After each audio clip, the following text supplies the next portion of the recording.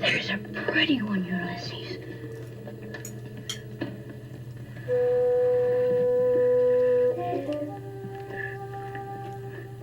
There it is. Hello BookTube, I'm Sean Breeze Books. Welcome back to my channel and another Friday Reads. This one's going to be really quick and dirty. I came down with a cold that ended up being a really prolonged cold on New Year's Day, and it still got me in its grips. I'm feeling maybe 75% better, but I can't trust my voice, and I need my voice for work, so I'm being very careful not to overuse it. This is going to be short. I have stuff I could talk about at length, and I'm going to jettison the book haul for this week because I'm not going to read passages to you. And that's why I haven't filmed my besties and worsties yet. I always have it posted by January 2nd or 3rd. Maybe I have the energy, but I don't have the voice. Because I talk for about 90 minutes and then edit it down to maybe 60. And I just don't have the vocal cords, the vocal stamina for that. I was going to try tonight, but I think this little Friday Reads will be enough. I'm recording this on Thursday. Hopefully Friday night I can do it. I'm so prepared to do it. More prepared than I ever am. Everything is downstairs, my notes, everything, blah, blah, blah.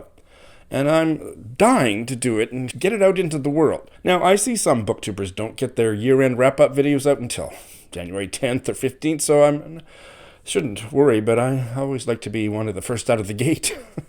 Please stand by. It is coming. As soon as I'm capable of making it, radical shift in tone. I'm horrified, as we all are, by the shooting death in Minneapolis yesterday. The ICE fascists shot a young woman in her car. Her car was stuffed with stuffed toys for her kids. Renee Nicole Good, 37 years old. Sarah Schumann on Facebook says that Renee was in a lesbian relationship, and that hasn't been revealed, so I trust Sarah Schumann, but I haven't done any more research. But what I specifically wanted to draw to your attention, if you didn't know, LitHub has an article that says Renee Nicole Good was a prize-winning poet, and linked to another website, I think it was the Poetry Prize website, with the full poem. It's a long poem. If I could, I would read it to you, but instead I'll just link it in the show notes. But what a tragedy, and there are no words. I have not talked about what's happening in the world, i.e. Trump's fascist shit, for weeks now, and I don't really want to start, but between what's happening with ICE, which is just a crime against humanity, and the Venezuelan thing, I can't help but predict that Greenland will be overtaken by the US within 6 months and Canada within a year and a half, 2 years, unless there's some pushback, but so far there's been none. Everybody's scared of him in the world, and he's a genius because he knows nobody can stand up to him, because he'll just punish them economically. So I think he's just going to overtake the world. I hate to be so negative at the beginning of the year, but such is the state of affairs and my rather pessimistic and, frankly, frightened take on things. Anyway, enough about that, and let's stay with poetry. I have a second cousin that I've met her at a family reunion like 30 years ago, 40 years ago. I've heard lots about her, but it hadn't registered, or nobody had mentioned that she's a poet. She doesn't have a book published yet, but she's published very widely in literary journals. Her name is Nancy Huggett, and her mum and my dad were first cousins. But she's written several poems, including a series of poems about caring for her adult daughter with Down syndrome. She's been widely profiled in various literary journals on the CBC News website, and how it came to me was about a month ago. She put up a poem that her first cousin, who's also my second cousin, Margot, commented on, so it came up in my feed. And I'd love to read the poem to you, but I can't. But it's not that long. But she mentions my grandma in the poem, because her grandma had Aunt Cora's, that's my grandma's, recipe for Christmas pudding or something. And I love the poem, and the fact that my grandma's now in a poem that's published somewhere.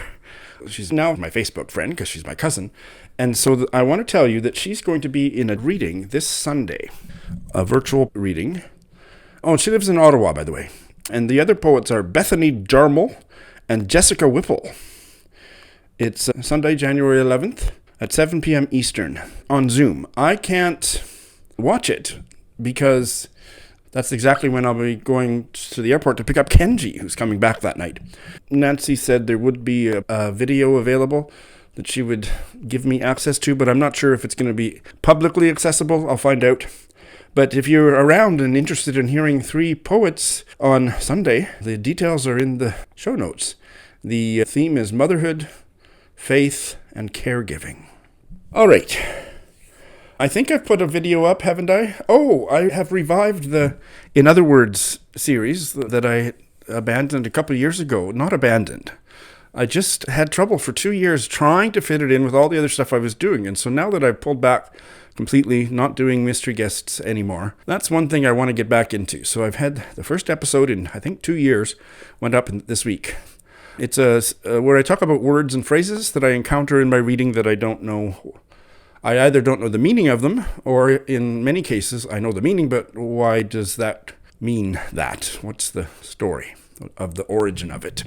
And I love doing it, and so there's one up there, and more to come, I think. I'm already drafting the next episode. Okay, so compressed check-in on what I've been reading. I haven't finished anything, for obvious reasons. But maybe what I'll talk about first, even though I'm not going to say anything about the book, other than that I'm loving it, is I'm probably the last person on BookTube to know that the fabulous, he's new to me, but he's not new. I think he's been around for, 3 years? British booktuber Ben Reads Good, which is a fabulous title for a channel. He has an annual reading challenge. And I thought, I'm done with reading challenges. I used to do the Book Riot one. I did it 3 years in a row, and by the end, I just hated it. And haven't really... There's been booktube-related kind of readathon challenges or things. I know we had one for the much-missed Adam reading challenge and stuff. But, so I love them. I'm embarrassed that I love them. But when I looked at the prompts, and when I thought of how I could use this as a way to read the books on my shelf that I wouldn't otherwise get to in the near future or even distant future, I decided to jump in. So I'll put a link to this if you're like one of only 2 people that aren't already aware of Ben Reads Good's reading challenge. And I've set another rule for myself. These aren't Ben's rules, they're mine. They must be on my shelf now. I can't buy or borrow from the library a book to fit a challenge. No. If it's already existing on my iPad, Kindle or something, also it's up for grabs. But otherwise, no new books coming into the house to do this challenge. The purpose of the challenge is to read what I have. The challenge for January is a book with something about food in the title.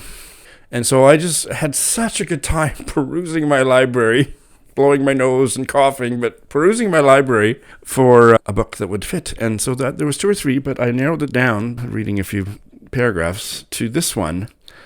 This is a novel by the American writer Dawn Powell, Angels on Toast. And I'm not going to say much about it. I've only read 12 pages, but I'm so deeply immersed in what's happening. The writing is so incredibly vivid, and it just pulls you right in, and the character work is really subtle and nuanced.